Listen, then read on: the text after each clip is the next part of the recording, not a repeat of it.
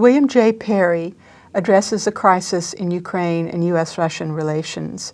I'm tempted to say that Secretary Perry needs no introduction, but I don't want to skip a small listing of his distinguished accomplishments.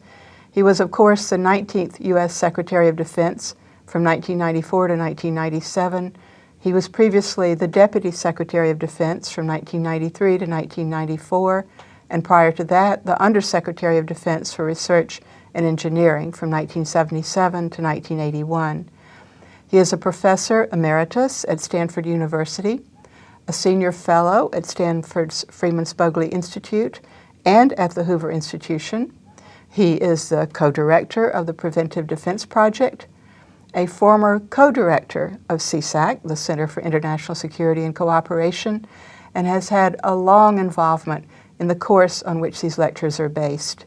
He's a mathematician, actually, by training, and I understand that he works math problems for relaxation.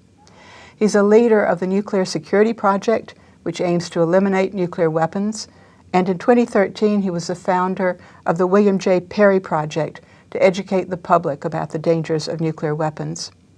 Now, his lecture was given during the week that Russia annexed Crimea in early 2014.